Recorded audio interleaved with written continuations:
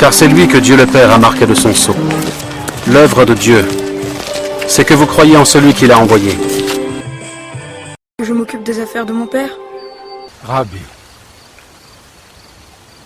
nous savons que tu es un docteur venu de Dieu, car personne ne peut faire ces miracles que tu fais. Que je suis, moi, le Fils de l'homme.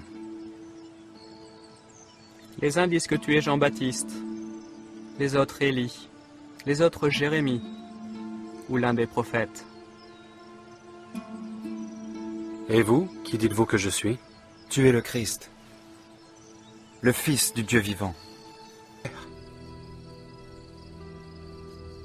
Toutes choses te sont possibles. Éloigne cette coupe de moi, mais que ma volonté ne se fasse pas.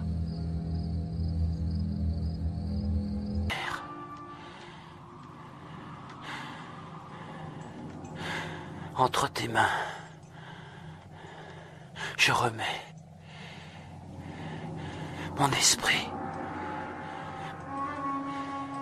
Or, la vie éternelle, c'est qu'ils te connaissent, toi, le seul vrai Dieu, et celui que tu as envoyé, Jésus-Christ. L'Esprit du Seigneur est sur moi, parce qu'il m'a oint pour annoncer une bonne nouvelle aux pauvres.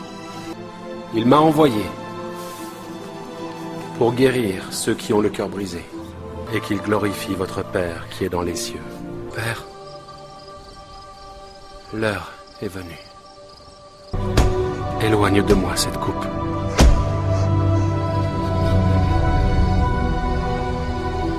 Toutefois, que ma volonté ne se fasse pas.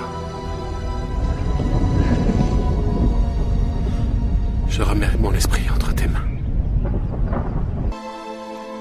Car Dieu a tant aimé le monde qu'il a donné son Fils unique, afin que quiconque croit en lui ne périsse point. Car c'est lui que Dieu le Père a marqué de son sceau.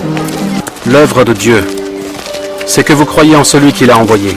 Car je suis descendu du ciel pour faire non ma volonté, mais la volonté de celui qui m'a envoyé. Or, la volonté de celui qui m'a envoyé, c'est que je ne perde rien de tout ce qu'il m'a donné. À qui irions-nous? Tu as les paroles de la vie éternelle. Nous avons cru, et nous avons connu que tu es le Christ, le Fils du Dieu vivant.